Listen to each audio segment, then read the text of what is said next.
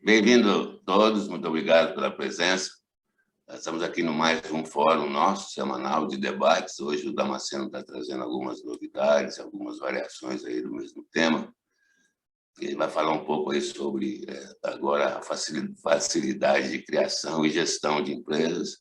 No terceiro item, vai falar também sobre, agora, a Fazenda, a Receita Federal, se opondo a créditos de COFINS e PIS, por exclusão, tem que excluir o ICMS também dos créditos, não só dos débitos. Isso aí deve dar uma confusãozinha que o Damasceno vai falar. E principalmente o PLP 005, né, 2021, que é o nosso grande projeto, que vai para a Comissão de Constituição e Justiça quarta-feira. O Damasceno tem alguns comentários a fazer. Meu amigo Damasceno, mestre Damasceno, por favor, com a palavra, então, para ajudar a gente aí a clarear alguns assuntos aí. Obrigado. Obrigado, Sandoval. Obrigado a todos vocês que estão conosco nesta segunda-feira. Como o Sandoval anunciou, nós trouxemos três temas. Inicialmente, nós tínhamos divulgado, através da flyer, que iríamos abordar somente a questão da exclusão do ICMS da base de cálculo do PIS e da COFINS, e a lei que veio, já está em vigor desde março, quando da publicação da MP 1040, mas com algumas modificações pelo Congresso Nacional e alguns vetos do presidente, alguns dispositivos já entraram em vigor, outros entram em vigor no dia 1º de setembro, depois de amanhã, outros vão aguardar 360 dias para entrar em vigor, então nós vamos abordar mais ou menos isso aí. Depois de publicado, nós recebemos a informação que sexta-feira passada, a deputada Bia Kiss comunicou que iria colocar em pauta o nosso PL. Para quem não conhece, o PL 05 de 2021, ele tem como finalidade a prorrogação dos incentivos fiscais para o setor comércio como um todo, a partir do dia 1º de janeiro de 2023, porque, em virtude da Lei Complementar número 160, ele terminaria em 31 de dezembro de 2022. Esse projeto de lei nasceu aqui neste fórum, começou num debate de uma palestra que nós fizemos lá com o Toninho, que está conosco, o Toninho Cabral, lá em Salvador, na Bahia, com o Nordeste todo presente. Então, nós elaboramos esse projeto, que a ABAD adotou depois de uma pesquisa nacional e foi encaminhado para o Congresso Nacional com a assinatura do deputado federal Efraim Filho, líder do DEM e participante acho que é do DEM, né? É do DEM, sim. E o projeto já passou pela Comissão de Finanças e Tributação, foi aprovado com louvor, obviamente que só teve um voto contra, que foi o voto de um deputado de São Paulo, e está na Comissão de Constituição, Justiça e Cidadania. Essa comissão ela vai analisar só a questão jurídica do projeto, se está conforme a Constituição Federal e se não fere a Lei de Responsabilidade Fiscal. Assim sendo, em virtude do trabalho que foi feito pela ABAD, pelos presidentes de entidades nas suas bases, e principalmente também pelo sindicato lá de Brasília, sexta-feira ela reunida conseguiu informar, melhor dizendo assim, que colocaria em pauta no dia 1º. Então, nós vamos começar aqui a apresentação disso aqui, e só para vocês verem um trabalho que já está sendo feito em Salvador, pela aprovação desse projeto. Então, como eu disse, nós teremos aí 3 temas. O PLP 05/2021, entrada na pauta, é hora de mobilização. A exclusão do ICMS, da base de cálculo do PIS e da COFINS, o STF publica acórdão. Esse acórdão que o STF publicou, nós vamos comentar, mas é o acórdão dos embargos declaratórios. Obviamente que em 2017 ele já havia publicado o acórdão do mérito. E a Receita Federal do Brasil se posiciona criando obstáculos. Vamos discutir como proceder em virtude de decisões já posteriores a esse obstáculo criado pela COSIT número 10. E a lei número 14.195, do dia 26 de agosto, publicada no dia 27, né, ou seja, publicada na sexta-feira passada, razão porque o nosso fórum ele é tudo muito quente, matéria de primeira mão, né? Quase que imediato, nós já estamos discutindo, razão porque nos obriga a estarmos reunidos toda segunda-feira para não deixar nada ficar para trás. Então, nós vamos comentar sobre o que ela facilita a abertura e a gestão das empresas no Brasil e alguns pontos que são de importância, como algum tipo de sociedade que foi extinta pela lei, outros que estavam para ser extinta, mas foi vetado. Então, nós vamos passar sobre esses temas. Vamos à abertura oficial.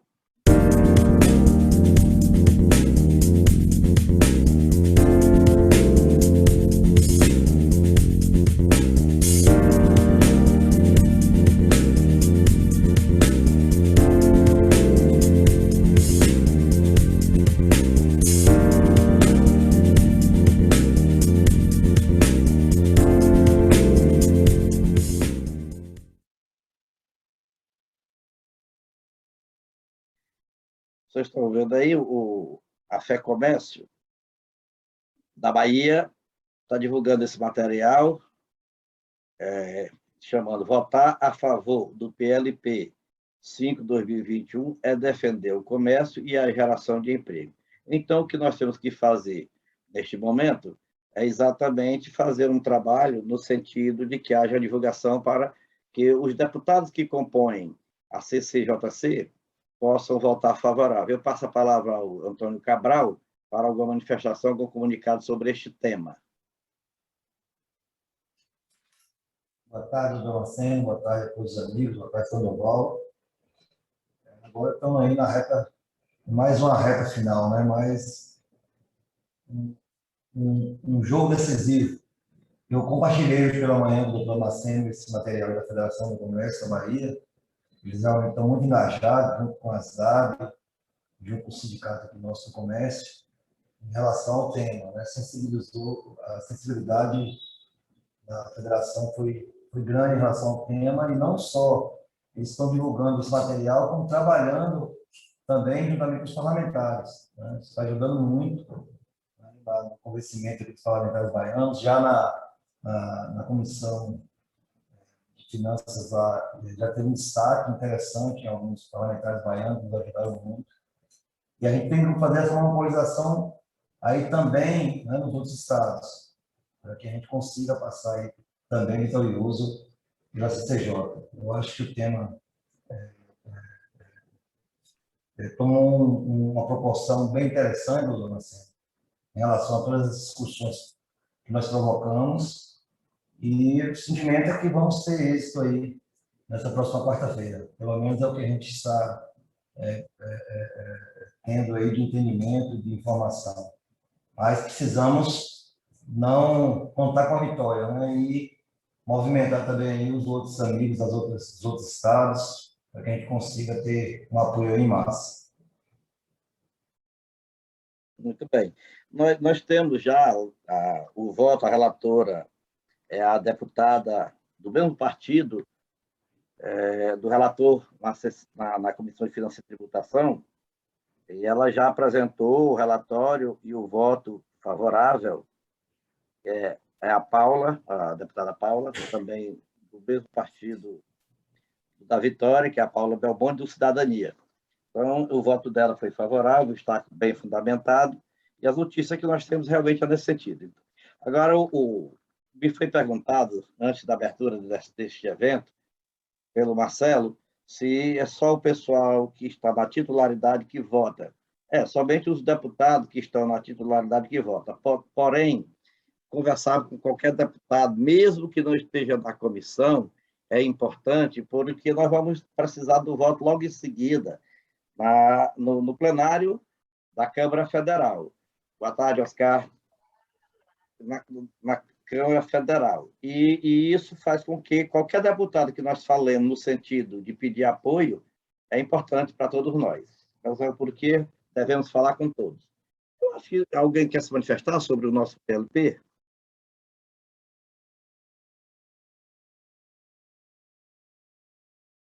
Então, vamos passar para o segundo tema.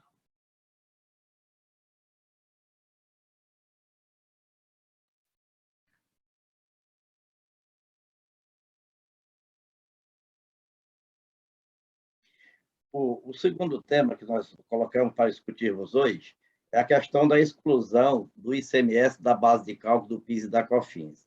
Essa questão vem girando no Poder Judiciário desde o ano de 2006, e somente teve um desfecho maior em 2017, quando o Supremo Tribunal Federal julgou que o ICMS não compunha a base de cálculo do PIS e da COFINS.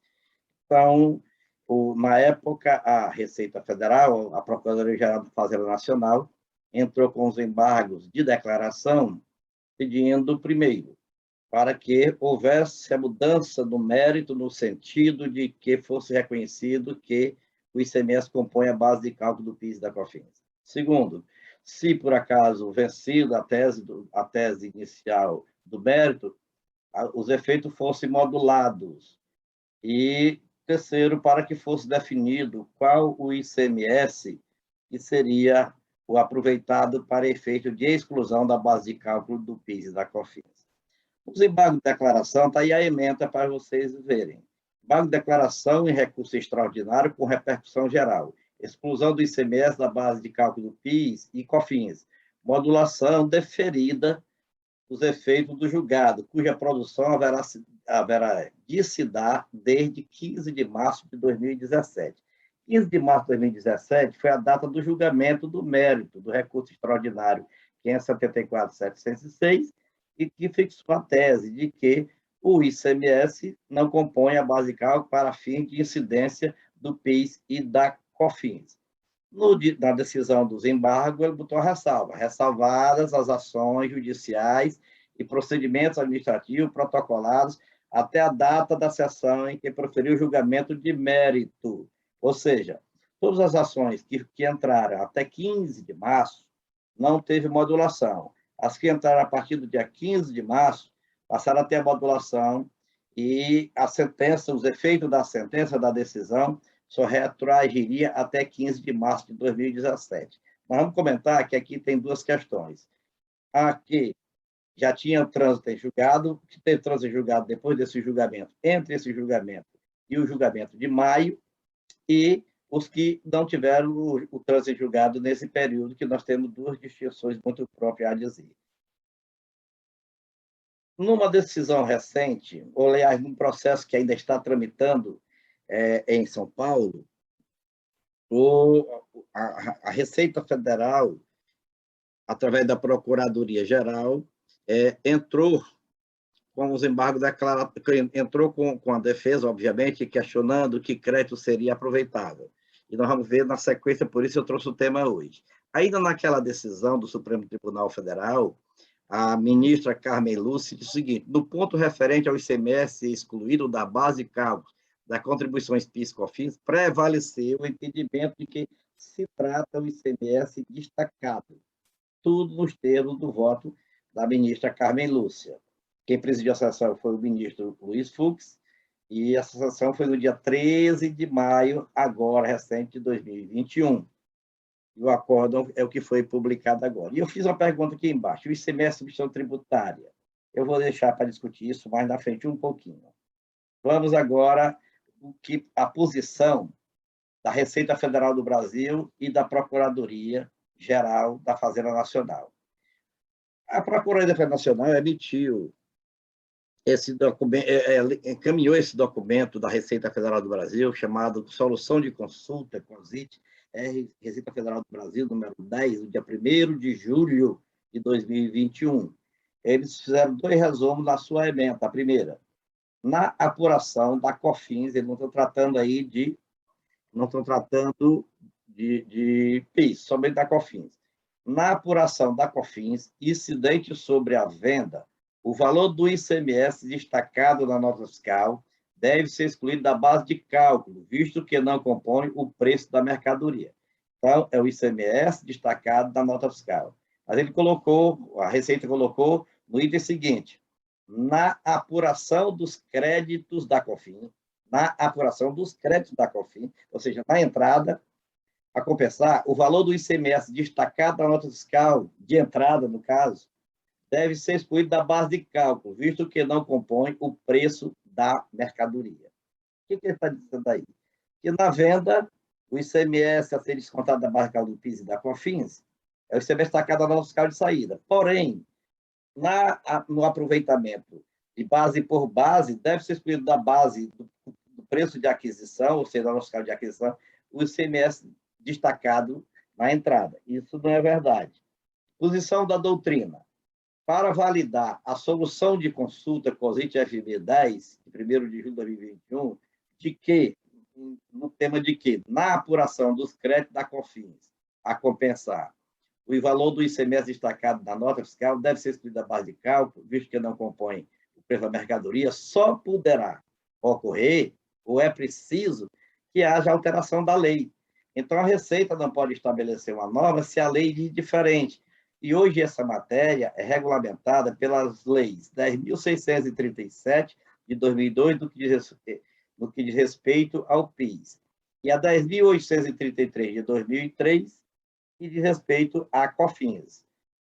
E a decisão do STF é muito clara no mérito, lá no mérito, logo em 2017, quando diz: não existe contrapartida entre a exclusão do ICMS da base de cálculo de incidência do PIS e da COFINS e a exclusão do ICMS da base de cálculo do crédito do PIS e da COFINS. Então, se não tem contrapartida, não há que se falar no ICMS da entrada, só tem que se falar do ICMS da saída. Até porque a briga da Receita Federal era para que a exclusão fosse o ICMS líquido.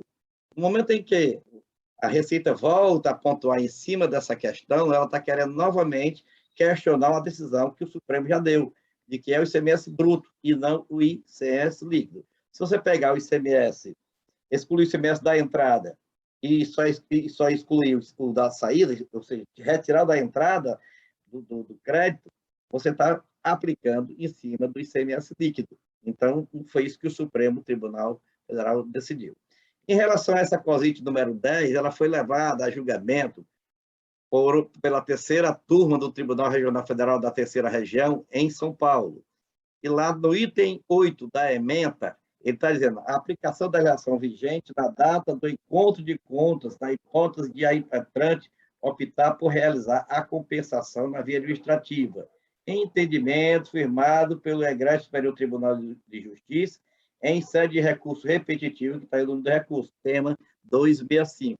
Ou seja, é aplicável a legislação vigente no momento da compensação. Qual é a legislação vigente? São as leis 10.637 e a lei 10.833. Essas duas leis dizem que é o preço de aquisição da mercadoria que deve ser excluído, que deve ser aproveitado como crédito para se encontrar a base de cálculo do PIS e da COFINS. Se assim é, então a COSIT número 10 não tem fundamentação, não tem sustentação e, por conseguinte, nada altera.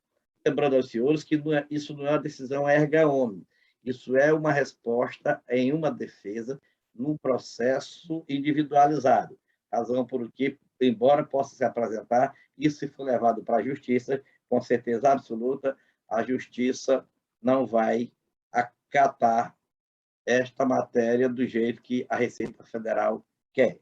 Então, vamos discutir um pouquinho esse tema e a discussão está aberta.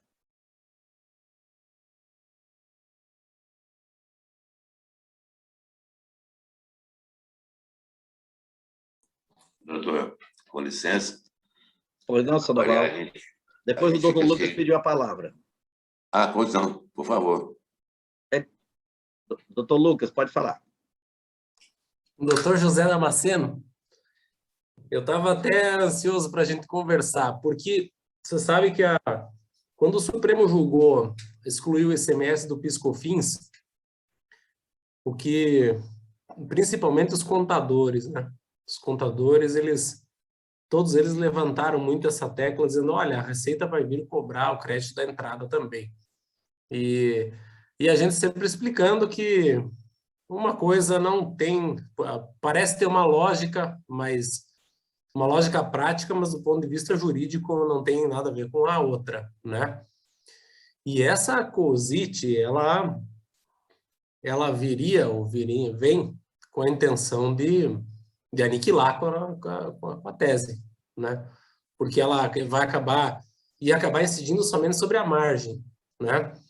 E eu fiquei muito preocupado com ela, e hoje eu coloquei a equipe do escritório, eu mesmo fui pesquisar no site da Receita Federal para ver o conteúdo dessa COSIT 10. E você não vai acreditar, nós não encontramos essa COSIT 10 no site da Receita Federal. Eu recebi ela por inúmeros meios de comunicação, Instituto de Advogados de São Paulo, o Instituto Brasileiro de Estudos Tributários. Amanhã, inclusive, tem lives para falar sobre ela, mas ela não está disponível no site da Receita. Ela está num processo, doutor Lucas, ela está num processo reservado, específico, em que a Procuradoria-Geral da Fazenda remeteu a consulta para a Receita respondeu para a Procuradoria, que juntou ao processo específico aí do TRF. Ela realmente não está publicada, eu também procurei. E encontrei pela via indireta. Porque a COSIT, em tese, ela deveria ter feito vinculante nas delegacias da Receita, né? Exato. Mas melhor trazer a dúvida. Acho que fica escondida lá. Mas eu estava curioso para saber realmente a tua opinião.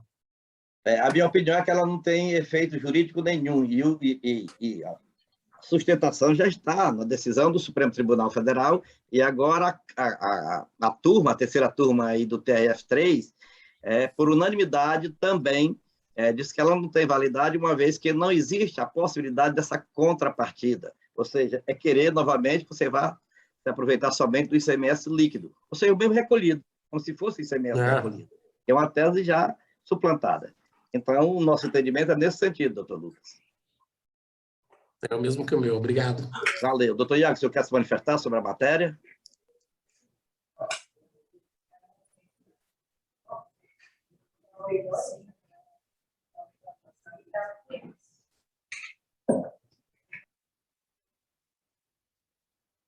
Eu acho que o seu áudio deu um pequeno pane, doutor Iago. Oi, estão me ouvindo? Pronto, agora estamos. Não, doutor José, isso gera muito debate, né, esse tema, e aqui nas reuniões que a gente teve aqui no Estado, muito se especulou que a Receita Federal se daria por vencida, né, que o Supremo decidiu, está bem decidido, mas o que aparenta é que eles ainda vão brigar e vão continuar essa discussão eternamente, né?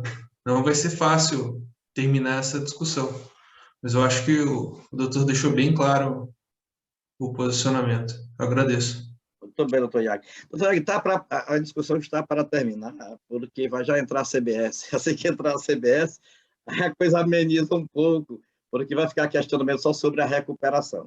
Mas é bom que nós sabemos o seguinte, aí é onde eu quero deixar fixado nosso entendimento, por experiência ao longo dos anos, são mais de 40 anos de profissão, então dá para dar algum conselho. É que eles logo lançaram isso aí para amedrontar, e muitos estão amedrontados, principalmente quem tem algum temor de uma fiscalização, coisa parecida, mas é só nesse sentido. E que ninguém procure fazer nada coletivo, são os casos individuais. Se por acaso houver algum questionamento numa ação coletiva, a defesa deve ser feita individualizada. Se houver uma ação individual, deve ser feita do curso daquela própria ação. Não entrem com uma ação nova buscando isso aí. Até no que diz respeito também à questão da ST, que agora eu vou fechar o tema em cima disso. A questão da ST é o seguinte, vamos analisar que a natureza do ICMS é uma só, é o imposto estadual e distrital sobre circulação de bens e serviços.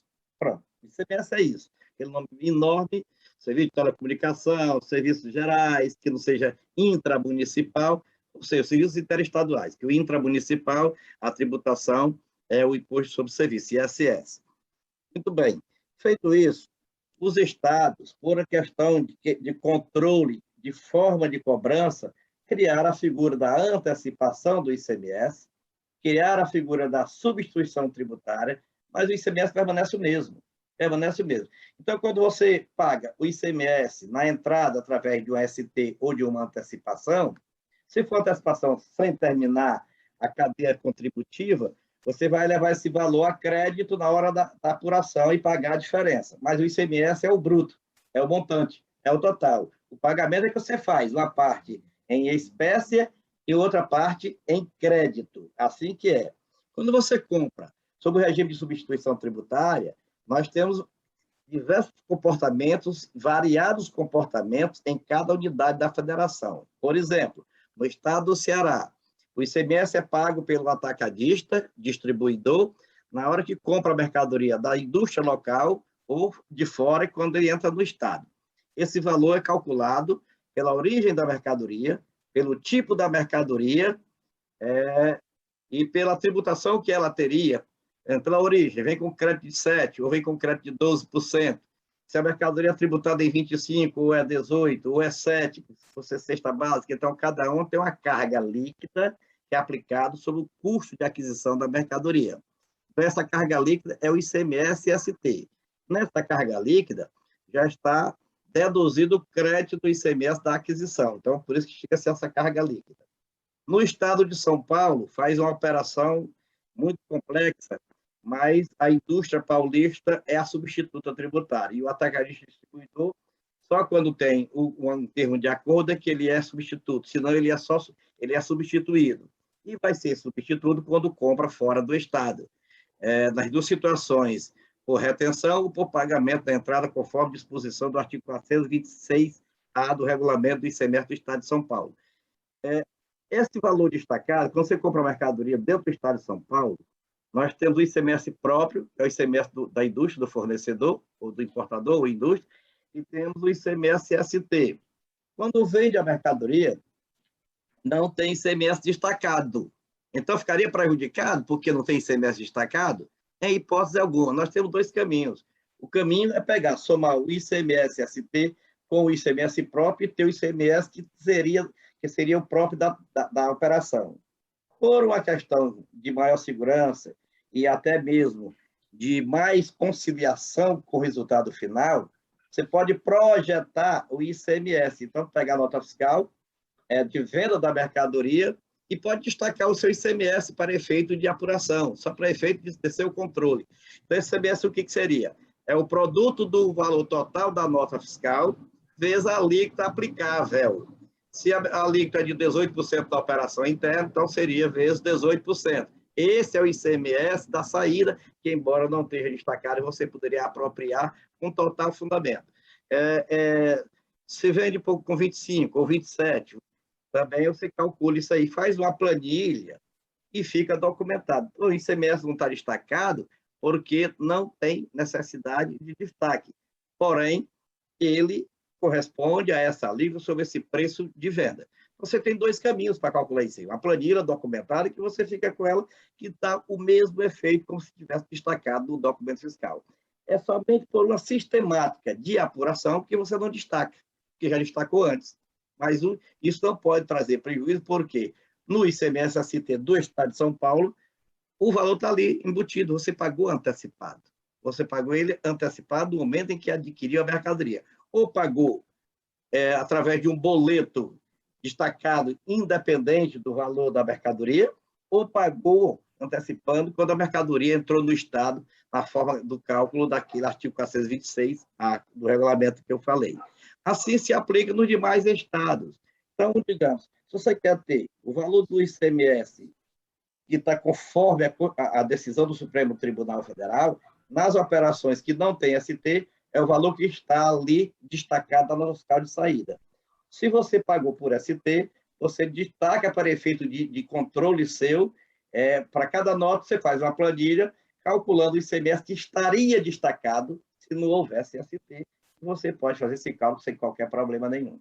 Nós temos feito isso e temos conseguido a homologação junto à Receita Federal. Por demonstração de qual é a planilha, eles até pedem para você explicar melhor, e nós temos feito essa explicação administrativa, nada de judicial, e tem passado, porque, inclusive, o Estado leva uma certa vantagem, a União, já dizendo, leva uma certa vantagem, porque o ICMS-ST, ele nunca se realiza. O ICMS-ST está o preço de venda do atacadista e o preço de venda do varejista no só local. Então, quando você pega o valor da mercadoria de saída e aplica a alíquota própria, que seria se não tivesse ST, você está destacando o ICMS inferior ao ICMS-ST. Por conseguinte, há um valor diferencial que é em favor da União. Então, não deixem de apurar o ICMS-ST, porque se assim vocês fizerem, vocês vão pagar vocês vão se beneficiar somente de em torno de um terço da vantagem oferida através da ação. Então, a ação lhe dá um direito, e se você não usa o ICMS-ST, você está perdendo em torno de 2/3 ou mais desse crédito que você teria. Essa é a nossa posição, essa é a nossa orientação. Inclusive, a Adastro tem parecer de nossa Lavra, nesse sentido, explicando os fundamentos, as bases, as origens e tudo mais, e as decisões judiciais aplicáveis nesse encaminhamento para esse entendimento. Em discussão. A palavra está facultada para quem queira se manifestar.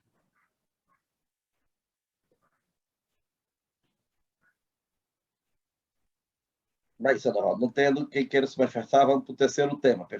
Positivo? Microfone. Trouxe aqui. Doutor, não sei se alguém pediu a palavra aí, mas é que o tema é bastante complexo, cada estado tem os seus cuidados. Aí está a população. Aí ele vem. Pode falar, senhor. Era o Torres orientando. Enfim, todos os cuidados são necessários, né, para lidar com esse tema. É muito sensível, muito complicado, muito perigoso, inclusive, se fizer errado. Então, a gente nota que o pessoal ainda está assim com relação ao próprio Estado, né? Você falou aí do Estado do Ceará e falou do Estado de São Paulo. Mas acho que cada estado tem uma peculiaridade com relação a isso, mas o princípio vale para todos, né? É o que está decidido no Supremo. Então, como você colocou, a gente tem que debater, porque isso não é proibido. Por enquanto, não é proibido, né? Se continuar assim, talvez seja, mas por enquanto não é proibido. Então, a gente tem que debater sobre isso. E, para mim, por exemplo, é muito clara essa situação, até porque convivo contigo, a gente conversa muito a respeito disso, e muita coisa acontece no estado. Nós convivemos, o senador lá em Sorocaba e eu aqui em Fortaleza, viu, pessoal? Então, a gente percebe a dificuldade de lidar com esse tema assim, de bate-pronto por cada estado, por conta das peculiaridades, das circunstâncias e assim por diante. Se alguém mais quiser falar sobre esse tema, por favor, use o seu direito, a sua voz, né, ou oportunidade. Senão, a gente passa para frente no outro. Só mais um detalhe sobre o tema, para poder deixar o pessoal um pouco mais tranquilo, é que, até recentemente, você se apropriando de um crédito fiscal que fosse burlado pela Receita Federal, você pagaria logo a multa. Agora, a Receita ele notifica para você corrigir, você tem um tempo para corrigir ou questionar. Então, você já não tem tanta insegurança no aproveitamento. Sim. Você pode justificar, e se por acaso essa justificativa, via administrativa ou via judicial, não for aceita, que você vai pagar o tributo, obviamente com a multa e atualização, mas não com aquela multa administrativa que estavam cobrando, que era assustadora. Então, houve um repensar interno nesse sentido. Então, hoje já está mais ou menos mais prático para que você possa usar do seu direito e esquecer ou lembrar sempre, melhor não esquecer, lembrar sempre da Zélia Cardoso de Mello. Os jovens como o Lucas, o Iago, talvez não se lembrem. A Zélia Cardoso de Mello, no início do governo, isso em 1990, no início do governo do Fernando Collor de Mello, ela dizia o seguinte: implantar o tributo no Brasil era muito fácil, era como jogar barro na parede. Jogava o barro na parede, o que ficar grudado na parede é do fisco, o que cair no chão é do contribuinte. Só que o contribuinte tem medo de se baixar para pegar, fica tudo para o fisco, né? Então, ela dizia isso. Então é melhor, quem tem medo, não dá para ser empresário. Não é querer sonegar, não é querer enganar, mas se o seu direito está latente, brigue por seu direito, né? Ok? Vamos para o terceiro item.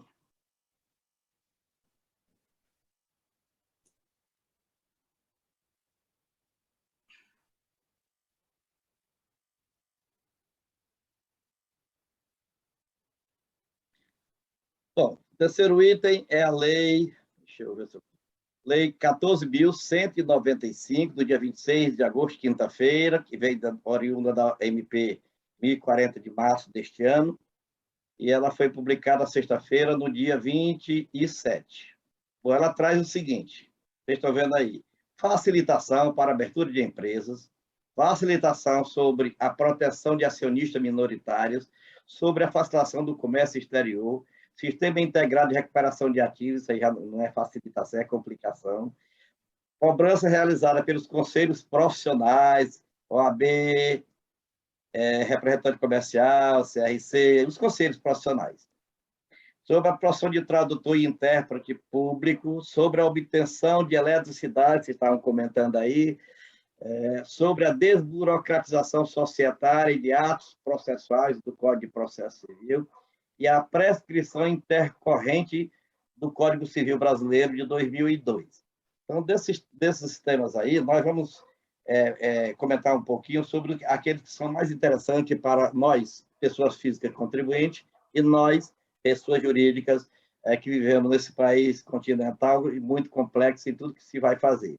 Nós tivemos nesse espaço do fórum a palestra da presidente da Junta Comercial do Estado do Ceará, que já adotou aqui essa facilitação, porque a lei que foi alterada é uma lei de 2007 e que vem sendo implementada devagarzinho em alguns estados, em alguns municípios, e que não pegou ainda muita força na desburocratização. Então, pode ser que agora, com mais esse incentivo dessa lei federal, nós possamos realmente poder avançar para facilitar a vida dos empresários, principalmente dos pequenos empresários. Então, vamos ver cada item desse de per si. Primeiro ponto, facilitação para abertura de empresas. A Lei 11.598, veja bem, porque ela é de 2007, ela criou a REDESIM. O que é a REDESIM?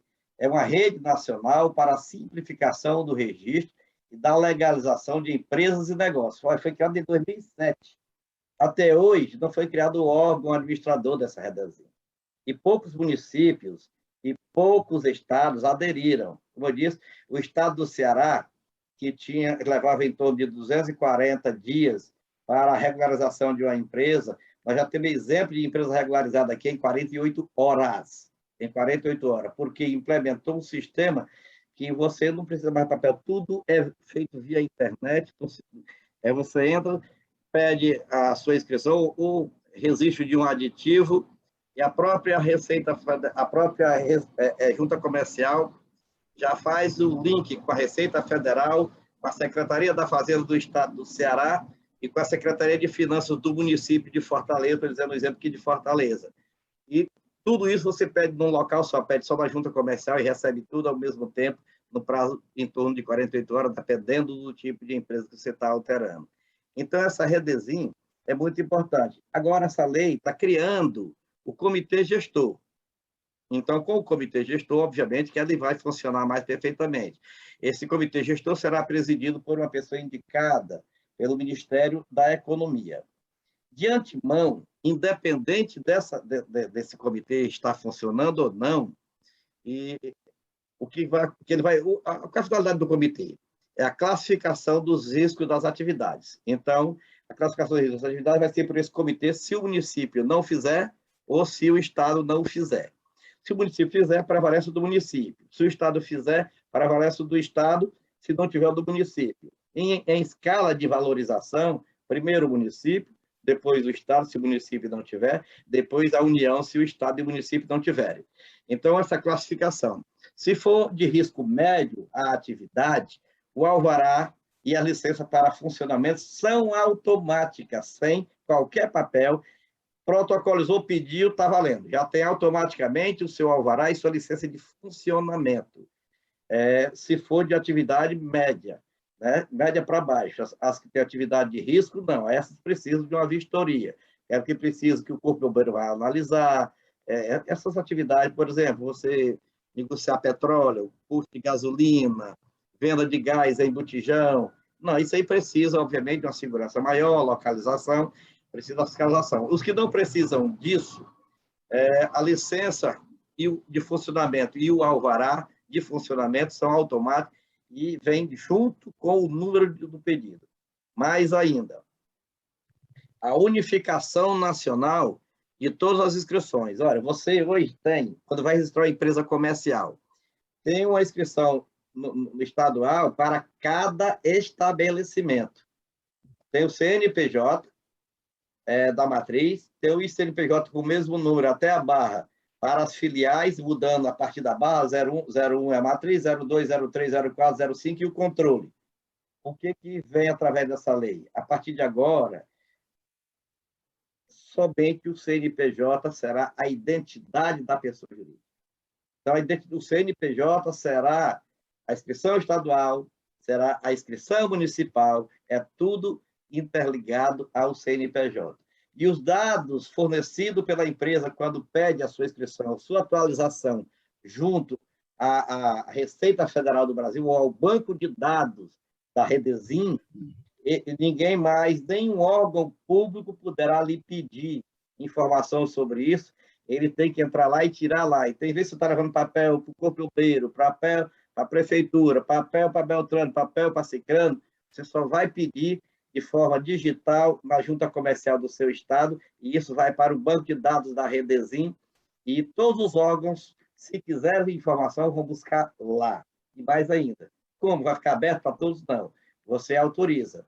Órgão X, órgão Y, é o dono dos dados que vai autorizar. Então, ele vai assinar uma declaração nesse sentido. Ou seja, a utilização de dados já constante da base de dados do governo federal. O que é preciso fazer é um trabalho de conscientização para que os estados e os municípios venham a aderir a essa rede nacional para a simplificação do registro e da legalização de empresas e negócios. Quando entra em vigor isso aí? Já entrou em vigor, porque é oriundo da MP de março, está em vigor na data da publicação da lei. A lei foi publicada sexta-feira passada, dia 27. Sobre a proteção de acionistas minoritários. Obviamente, se nós estamos falando de acionista minoritário, nós estamos falando das leis das SAs, né? São a lei das ações. Então, nós temos aqui umas modificações na lei das SAs para ampliar o poder de decisão dos acionistas, inclusive os minoritários, através de quê? A extensão dos prazos da antecedência, a realização das assembleias, né? O aprimoramento dos dispositivos relacionados à comunicação para que todos tomem conhecimento, porque antes comunicavam só os majoritários, os minoritários era um voto vencido mesmo, não tinha direito de participação, não tinha direito de nada, então era feito tudo, digamos, quase que as escolhidas. Agora vai ter tempo maior para a publicação, as comunicações devem ser via internet, pelo meio que o acionista vai indicar, e mais ainda, vai vedar acúmulo de cargo do dirigente da empresa com a presidência do Conselho de Administração. Ele não pode ser, ao mesmo tempo, o principal dirigente da empresa e, ao mesmo tempo, ser presidente do Conselho de Administração. Tem que ser uma pessoa distinta. A criação do voto plural, que é um tipo especial que dá direito ao sócio fundador de controlar a empresa, mesmo que eles não possuam participação societária majoritária da companhia. Qual o efeito disso, esse voto plural? É que muitas vezes você cria, a empresa tem a sua participação majoritária ou não, e através de alguma união de sócios minoritários, se cria um órgão, até às vezes no exterior, num paraíso fiscal, e eles multiplicam essas ações, e o conselho de administração, às vezes, até toma conhecimento, e às vezes não, e a empresa ou aquele sócio fundador que colocou suas finanças lá, perde o controle sobre a empresa que ele criou. Lembrando vocês que está em tramitação a questão da tributação dos dividendos e da divisão de lucros, né? Então, isso também vem ao encontro para o fortalecimento das ações, para que você tenha o controle do que você vai receber, porque quando você for receber o dividendo ou a distribuição de lucro, a empresa que vai pagar aquela divisão, aquele repasse, vai ficar, se aprovado o projeto de lei, que acredito que vai ser aprovado, vai ser obrigado a reter o imposto de renda na fonte do valor pago à pessoa física em virtude das suas ações ou em virtude das suas cotas de capital nas sociedades limitadas. Então, tudo isso já tem uma junção e uma amarração maior através desse sistema de gestão. Facilitação do comércio exterior. Eu vou passar isso aqui, en passant, esse que vai demorar mais, 180 dias para entrar em vigor, mas ele propõe a criação de um guichê único eletrônico, onde você pede autorização para exportar ou pede autorização para importar. Todos os seus dados já estão na base do controle do governo federal, então você entra nesse guichê, dá o seu CNPJ e diz o que quer exportar. Não precisa mais pedir licença a ninguém. Você vai pedir somente uma vez junto a esse guichê. Todos os órgãos que trabalham com importação e exportação têm que estar cadastrados junto a esse guichê único eletrônico, onde você não precisa ir até lá, sair da fila. Você, de onde tiver, pede autorização para importar ou pede autorização para exportar através desse guichê eletrônico. Você entra e lá tem o formulário para você preencher, não precisa juntar documento nenhum, porque os documentos já vão estar disponibilizados através da Redesim. Então, é uma forma de você facilitar a importação e a exportação. Sistema Integrado de Recuperação, CIRA. Alguns estados já criaram isso. Aqui no Ceará está em vigor há 2 anos. A Procuradoria do Estado e um colegiado juntando a Secretaria da Fazenda, a Procuradoria do Estado e o Procuradoria da Dívida Ativa, e comunica, classificou. Aí em São Paulo tem até uma classificação aqui, chama-se cliente pai d'égua. Eu não esqueci o nome do cliente aí em São Paulo, é aquele que paga os tributos em dia. Então, aqui é cliente pai d'égua, aquele que paga em dia, aquele que atrasa. Então, eles classificam os clientes pelo seu dia a dia na relação com o fisco. Então, o cliente aqui vai deixar de pagar uma coisa por um erro qualquer, ele é bem tratado. Aqueles que são renitentes no pagamento, eles vão ter a classificação de bons pagadores, atrasam, maus pagadores e os plantadores de laranja. Né? Que nós temos plantadores de laranja. Estou dizendo isso aqui, mas quase não tem tanto por aí, não tem tanto. Acho que no Espírito Santo não tem, São Paulo não tem, no Paraná não tem. Você sabe o que é plantador de laranja, né? Aquele que o dono da empresa não tem nada no nome dele, tem nome de diversos. Então, esse pessoal, normalmente, a Secretaria de Fazenda identificam e chamam para regularização fiscal. Essa regularização, essa negociação, ela é individualizada, sem as penalidades próprias e sem que haja uma ação fiscal. Se, por acaso, o devedor, e for principalmente o renitente, aquele quanto mais, não atende ao chamamento, então ele vai responder a 2 processos. Processo por apropriação indébita, que é o processo criminal, e o processo de execução fiscal, que é o processo normal para buscar o valor. Então, esse CIRA, Sistema Integrado de Recuperação de Ativos da União, exatamente nesse sentido. É um sistema integrado que visa exatamente levantar a contumácia do devedor ou então a fragilidade de algum devedor e se prevenir no sentido de que os valores sejam recebidos. Só tem um detalhe que eu chamo a atenção. A constrição e alienação de ativos, eles estão começaram a realizar e vão dar mais força a isso de forma cautelar. O que é isso? Diz o seguinte, que quando a citação da pessoa física ou jurídica sai para que ele pague ou se defenda, naturalmente, ele já está prevenido, ele retira todo o patrimônio, todo o seu ativo e bota para a mão de terceiros, ou seja, esconde. Então, eles estão querendo implementar um sistema de cautelar fiscal, que já existe, mas fortalecer essa cautelar fiscal para que, antes da citação, o crédito já seja bloqueado, veículo, imóveis, conta bancária, principalmente as contas bancárias. Para isso, eles vão alterar o Código de Processo, e possivelmente, não está posto ainda não, mas eles devem alterar a lei de execução fiscal, porque a execução fiscal é tudo através de uma lei própria. Sobre a cobrança realizada pelos conselhos profissionais. Eu vou passar só por cima, mas eles estabeleceram o seguinte, cada conselho profissional, no seu conselho federal, estabelece um valor que eles consideram irrisório. Hoje, no Conselho de Representante Comercial, eles consideram o seguinte, só pode ir para a execução o valor correspondente a 4 anuidades. Então, se está devendo uma anuidade, ele não executa. Esperam 2 anuidades, 3 anuidades, 4 anuidades. Quando completa a 4ª anuidade, protocola a execução fiscal. Então, eles agora estão aumentando para 5 e esse valor não vai ser anuidade, vai ser o valor que o Conselho estabelecer. Então, cada Conselho Federal vai baixar uma norma estabelecendo o que é o valor que eles consideram irrisório. Então, esse valor irrisório, 5 vezes aqui pode ir para a execução.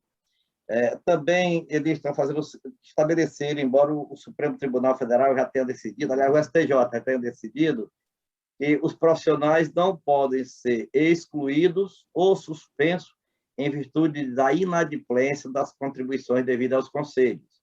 Então, agora está positivado na Lei 12.514, através dessa lei que nós estamos comentando. Então, houve essa alteração aí nesse sentido.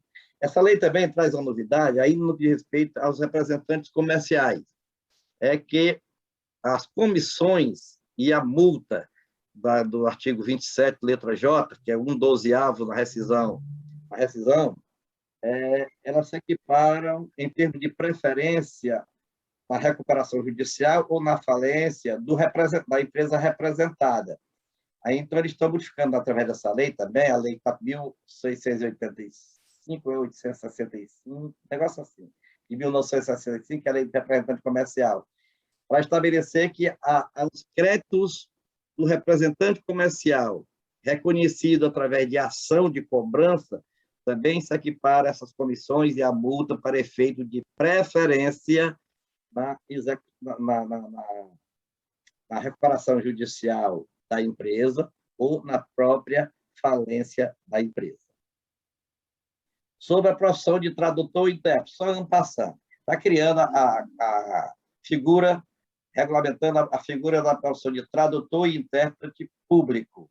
E os requisitos: ter capacidade civil, ou seja, ter mais de 18 anos, ter formação em curso superior completa em qualquer área do conhecimento, então qualquer curso superior é conhecido, ser brasileiro ou estrangeiro residente no país, só não está pedindo que seja brasileiro nato, ser aprovado em concurso para aferição de aptidão, então toda vez tem que ter um concurso para essa função, onde o candidato tem que comprovar conhecimento de causa para isso. Não está enquadrado nas hipóteses de inelegibilidade, Código Eleitoral brasileiro. Está lá esclarecido quem pode ser eleito, quem pode se candidatar, quem não pode. Então, principalmente ter ficha limpa. E ter registro da junta comercial do local de seu domicílio ou de atuação mais frequente. Agora, um detalhe.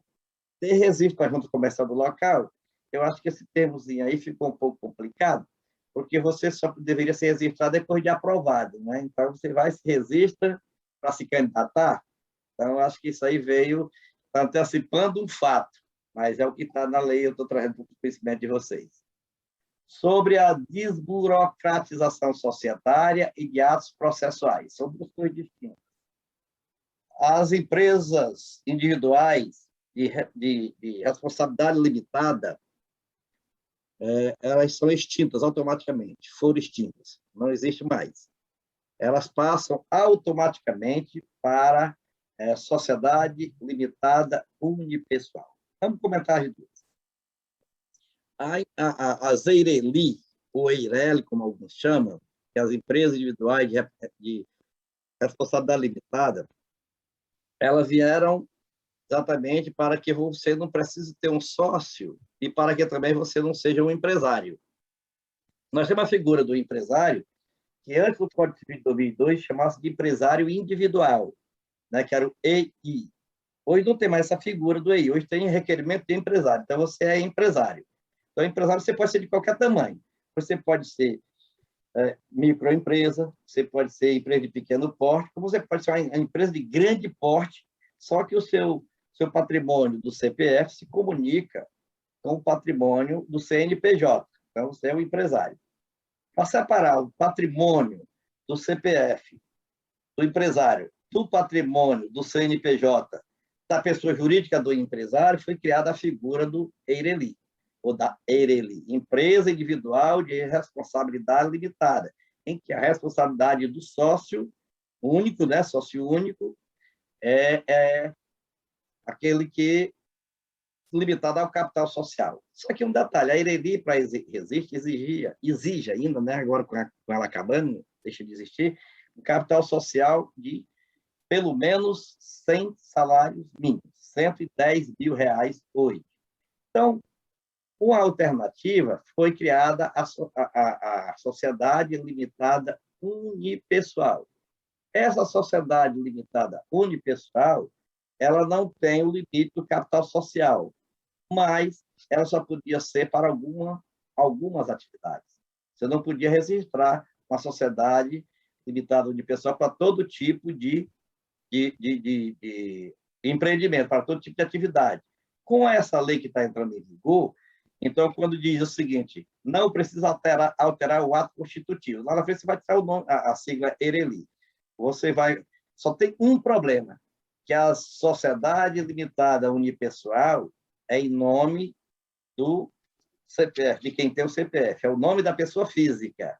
Aí você pode completar, Sociedade Limitada Unipessoal, e até dizer atividade. E pode também adotar nome de fantasia, não é só aquele nomezinho de fantasia para efeito. Mas a razão social é o seu nome pessoa física. Pode ser ele por extenso, ou pode ser ele de forma abreviada. E a questão de seleção de atividade para ser uma sociedade limitada unipessoal, automaticamente, com a transformação das EIRELI ou EIRELI em sociedade limitada unipessoal, esse dispositivo transforma-se em letra morta. Então, não existe mais nem a exigência do capital social de R$ 110 mil e não tem restrição à atividade para ser uma sociedade limitada unipessoal. A lei também vem oficializar, em definitivo, a realização de assembleias gerais por meio eletrônico. Você sabe que foi criada a possibilidade dessas assembleias gerais, essas reuniões, ser à distância em virtude da pandemia. Agora, com essa lei, vai ficar permanente. Pode ser totalmente pelo meio eletrônico, desde que todos tenham, cada qual vai dizer o caminho ou o seu endereço eletrônico para receber as comunicações. Ela pode ser por meio eletrônico 100%, pode ser por meio físico, presencial 100%, e pode ser de forma mista, uma parte pelo meio eletrônico e uma parte presencialmente. Então, agora está positivado na legislação brasileira essa situação. O Congresso Nacional também aprovou a extinção de todas as sociedades simples, as sociedades profissionais registradas nos cartórios da pessoa jurídica. A sociedade de advogado. A sociedade de advogado ela é registrada na OAB. É uma sociedade simples registrada na OAB. Uma sociedade uniprofissionais. Então, as outras são registradas no registro da pessoa jurídica, cartório.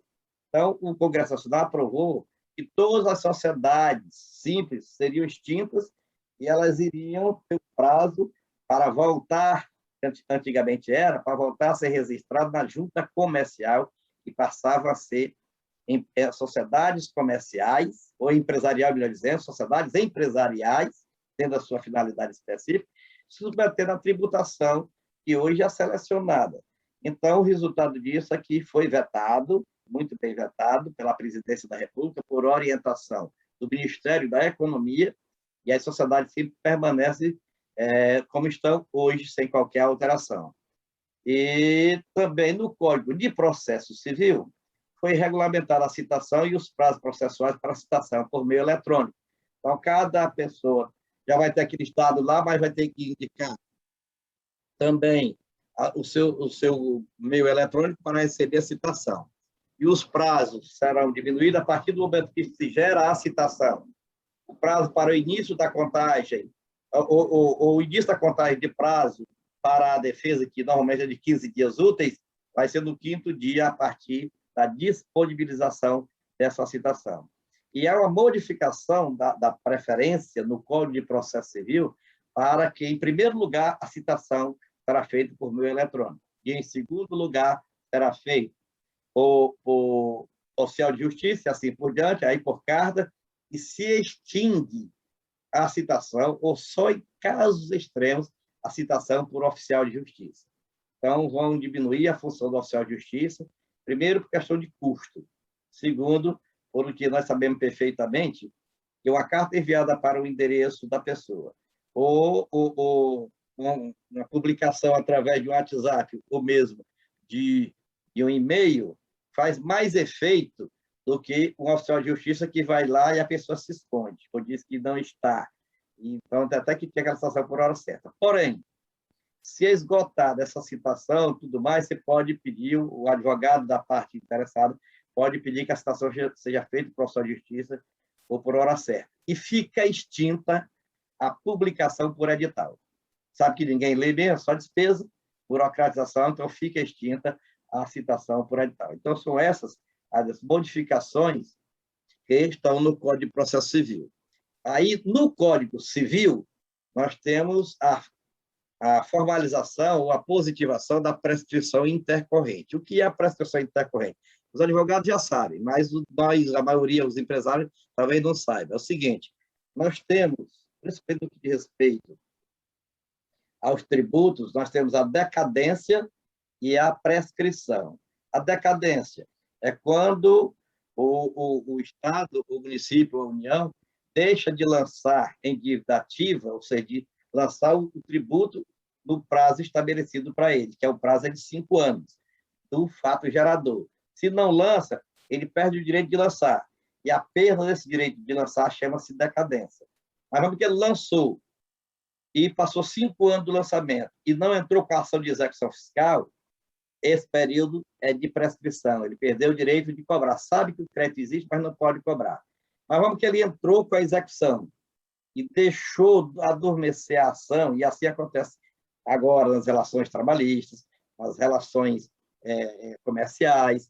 Então, a possibilidade da prescrição intercorrente. Então, essa prescrição intercorrente é aquela prescrição que ocorre pela inércia do credor no transcorrer do processo. O processo ficou parado, esperando que ele fizesse algum ato, ele não fez, passou o tempo determinado pelo juiz, normalmente é de 5 anos. Na execução fiscal, ela fica parada 1 ano e retorna depois, vai contar os 5 anos para a aplicação da prescrição intercorrente. E a vantagem que tem é o seguinte, que essa prescrição intercorrente agora ela pode ser aplicada de ofício pelo juiz. Aí o que é que o juiz faz? O juiz, quando verificar que ocorreu a prescrição intercorrente, ele notifica as partes para que se manifestem e, em seguida, decide. Se ele decidir que ocorreu a prescrição intercorrente, o processo é extinto. O débito permanece. Se você quiser pagar, pode pagar, não tem problema. Mas extingue o direito de cobrança. Extingue o débito aí nesse sentido, a exigência dele. Eu acho que eu já falei demais, eu vou voltar para a tela novamente para conversar mais um pouquinho com vocês. Procurei resumir o máximo possível, mas é muita coisa. A lei é muito grande e modifica em torno de 8 leis. Mas eu trouxe só o que era essencial para todos nós, para que nós possamos estar bem atualizados no dia a dia da empresa em virtude dessas mudanças recentes da semana passada para cá. Presidente, devolvo-lhe a palavra.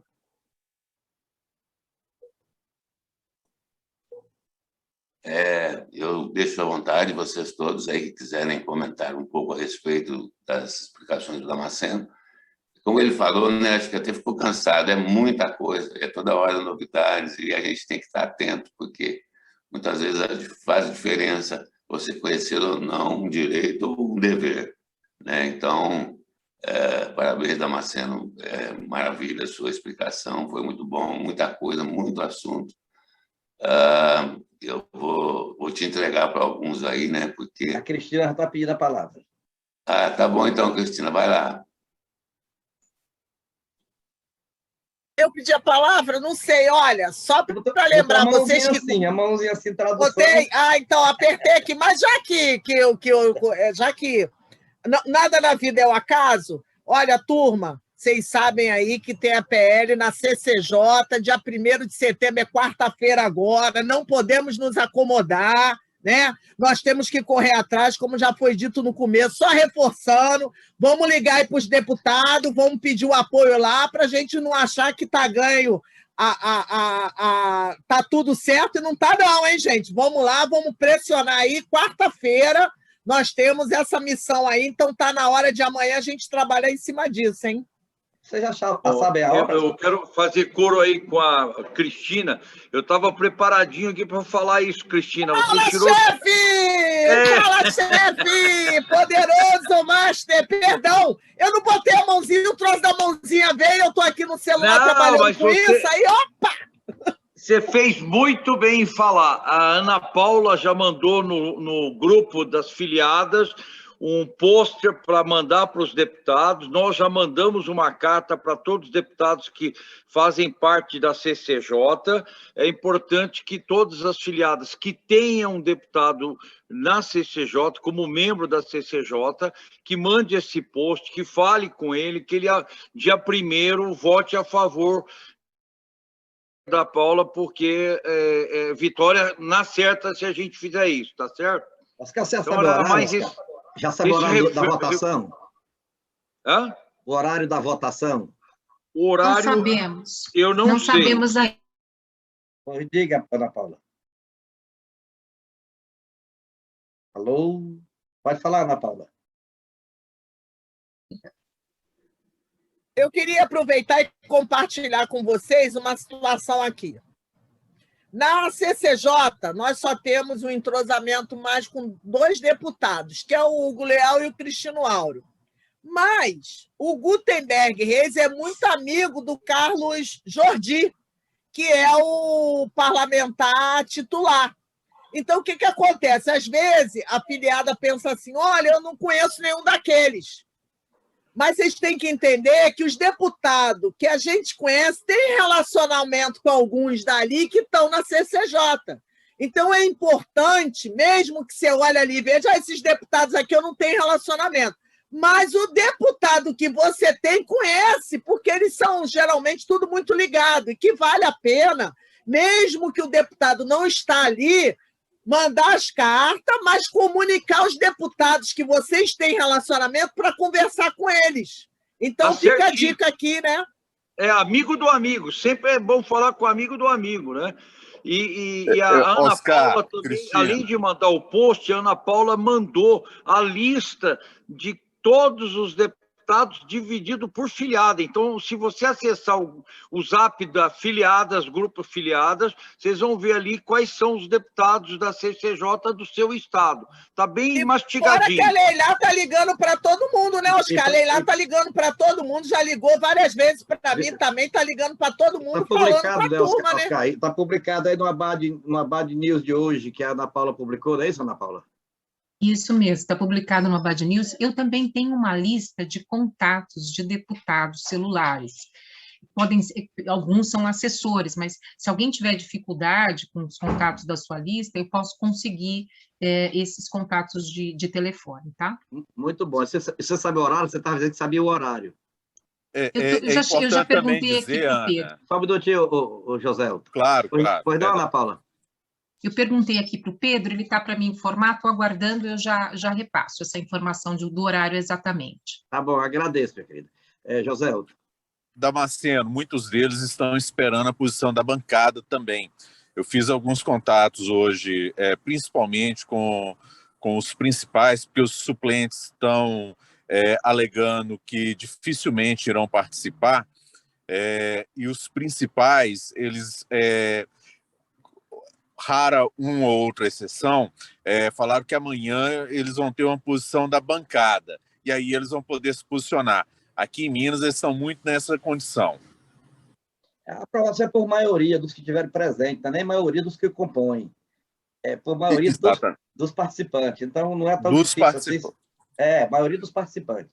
Então, nós podemos muito bem fazer esse trabalho. Estamos todos coesos nesse sentido. Acho que é muito importante, sim. Sem dúvida. Sobre os 3 temas, ainda continua aberta a discussão sobre qualquer um.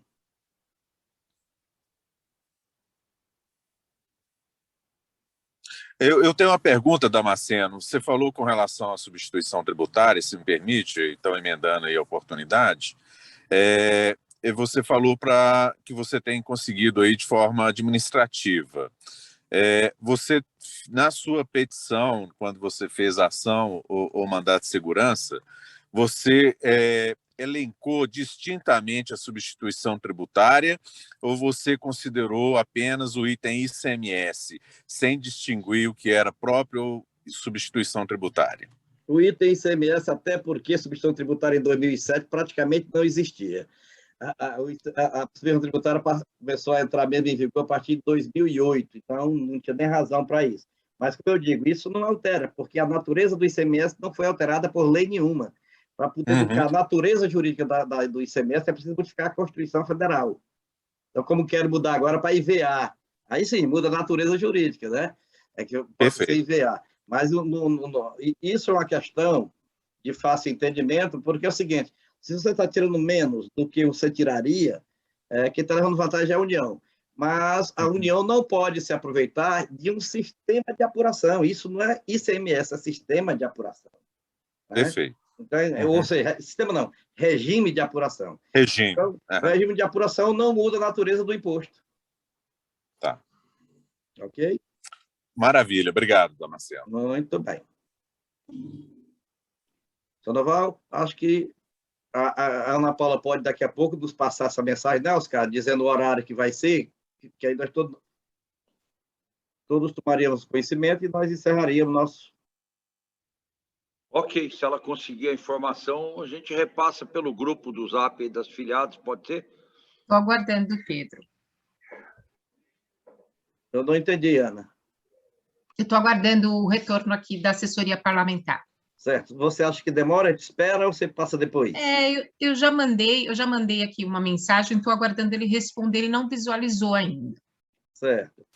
Então, nós vamos para o encerramento e a gente fica aguardando essa informação da parte da Ana Paula, do Oscar, para que nós possamos realmente trabalhar dizendo o horário certo. Eu sei que os membros da comissão já sabem, nós é que não sabemos, né? Os membros da comissão já sabem o horário dele lá. Mas como foi dito pela Cristina, pelo Oscar, por todos nós que falamos sobre o assunto, pelo Toninho no começo, é importante, mas todo e qualquer deputado, membro ou não da comissão, deve ser abordado, porque vai chegar o momento e eles, como diz o Oscar, é o amigo do amigo e assim vai, né? Então, um vai fazendo a cadeia de união e, no final de tudo, fica todo mundo entre o que é de bom, né, Sandoval? Exatamente. É muito comum essa contrapartida no plenário, é muito comum, mas principalmente nas comissões. Olha, se me apoia aí que eu te apoio, porque eu estou na comissão tal, vai passar lá também, ou aquele negócio que você gosta muito também está passando na minha comissão. Então, é sempre importante, a Cristina tem razão, essa coisa de... O deputado, eles se falam muito, nós é que não sabemos, mas eles se comunicam muito, eles são corporativistas e tem que ser mesmo, Então, faz sentido a gente conseguir a comunicação com os nossos, que a gente pega o telefone e liga, né? E tocar o assunto. Ó, vai ser quarta-feira, está lá o fulano, do partido, está só o fulano. Então, cutuca aí, quer dizer, tem várias formas de fazer esse approach aí. Bem, eu espero que, se alguém mais quiser comunicar, por favor, comunique. Senão, eu agradeço a presença de todos. Foi muito bom hoje, a gente aprendeu muito, lidou muito e se preparou, está se preparando para quarta-feira, que é o nosso próximo grande desafio. Um abração para todos, fique com Deus. Damasceno, muito obrigado pela tua competência e boa vontade. Fique com Deus até segunda, se Deus quiser. Da segunda-feira, eu colocar em votação aí, é imprensado do dia 7 de setembro. Eu acho que ele podia pular e deixar para outra segunda-feira. O que vocês acham? Você tem razão. Eu concordo. Eu vi o resto do pessoal aí. Tudo bem. Eu quero agradecer especialmente ao doutor Lucas e ao doutor Iaga a participação, colaboração nos debates, e a todos vocês que hoje oportunizaram mais esse evento, mais esse encontro do nosso Fórum de Debate do Setor Atacadista e Distribuidor. Como diz aqui, as matérias aqui são tratadas de forma de quem vai fazer churrasco, é com brasa acesa, é quente. Então, acontecendo e a gente debatendo. E o importante é exatamente, porque é um fórum para trazer a prevenção, não querer corrigir o passado. Vamos prevenir onde podemos contribuir para melhorar o ambiente de negócio do setor atacadista e distribuidor. Então, muito obrigado a participação de todos vocês e espero que tenham uma semana bem produtiva, cheia de saúde, que o dia 7 seja bem tranquilo, todos felizes, que a pátria traga aquele coração de irmandade para todos nós, né? Que prevaleça exatamente a união entre todos e que nós possamos sair incólumes e continuar esse trabalho que é tão importante para um Brasil mais forte, assim por diante. Que Deus nos proteja. Amém. Amém. Obrigado pela aula, Damasceno. Obrigado por mais uma aula aí. Obrigado. Valeu, Obrigado, doutor professor. Damasceno. Boa noite a todos. Mais um abraço. Conexão, poderosos e poderosas. Poderosos e poderosas. E até o dia 13 no Bate-Canal, né, presidente Sandoval? E Damasceno. Isso aí. Valendo, um abraço. Até, boa noite.